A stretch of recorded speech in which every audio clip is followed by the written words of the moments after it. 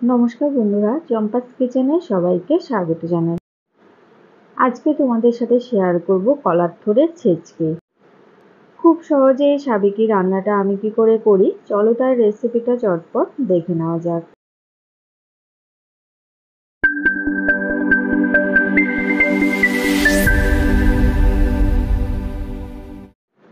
Gas জ্বালিয়ে একটা কড়াই গরমে বসিয়ে দিচ্ছি।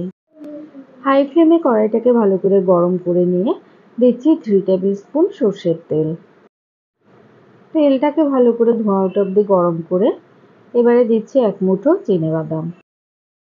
মিডিয়াম টু লো ফ্লেমে 30 থেকে 40 সেকেন্ড নাড়াচাড়া করে বাদামগুলোকে ভেজে নেব।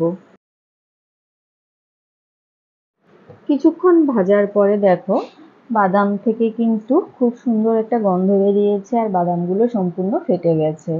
এবারে ভালো করে তেল ছেঁকে একটা প্লেটে নামিয়ে রেখে দিচ্ছি। বাদাম ভাজার ওই তেলে একটা ফাটিয়ে নেওয়া শুকনো লঙ্কা, তেজপাতা দিচ্ছি। কিছুক্ষণ এগুলোকে ভেজে নেওয়ার পরে এর মধ্যে দেব 1/2 টিস্পুন কালো জিরে। 4-5 সেকেন্ড কালো জিরেকেও ভাজতে হবে। আমি আগে থেকেই একটা পেঁয়াজকে গ্রেট করে নিয়েছি, সেটা এবারে দিয়ে দিলাম। গ্যাসের আঁচটা লোতে রেখে 2-3 মিনিটের মতো পেঁয়াজ কুড়োনোটাকেও ভেজে নিচ্ছি। পেঁয়াজের কাঁচা গন্ধ চলে গেলে এবারে দিতে হবে আগে থেকে সামান্য নুন হলুদ দিয়ে ভাপিয়ে চটকে রাখা থোড়।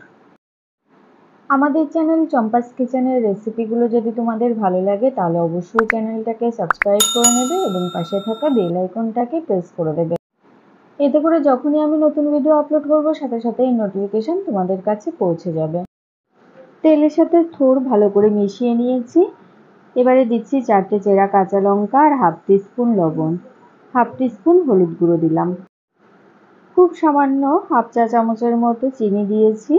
মিষ্টিটা অবশ্যই যে যা স্বাদ বুঝে ব্যবহার করবে।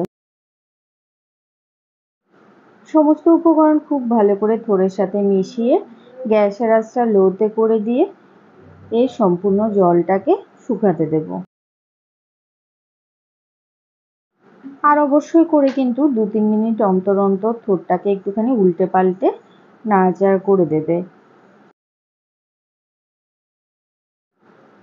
আর এইভাবে কড়াইয়ের চারধারে ছড়িয়ে দেবে। এতে করে থোড়ের সম্পূর্ণ জল শুকিয়ে যাবে আর দেখবে থোড়ের মধ্যে বেশ সুন্দর একটা মাখো মাখো ভাব চলে আসবে।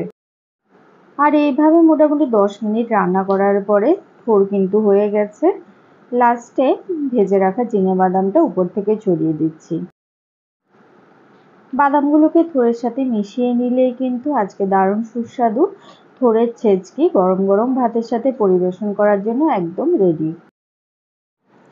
সম্পূর্ণ ঘরোয়া পদ্ধতিতে তৈরি করা থোড়ের ছেচকির এই রেসিপিটা তোমাদের কেমন লাগলো অবশ্যই কমেন্ট করে জানাবে। ভালো লাগলে লাইক করবে আর তোমার বন্ধুদের সাথে ভিডিওটাকে শেয়ার করতে কিন্তু একদম ভুলবে না। এতক্ষণ আমার পাশে থেকে ভিডিওটা দেখার জন্য অনেক অনেক ধন্যবাদ। ভালো থাকবে, সুস্থ থাকবে। পরের ভিডিওতে আবার দেখা হবে। বাই।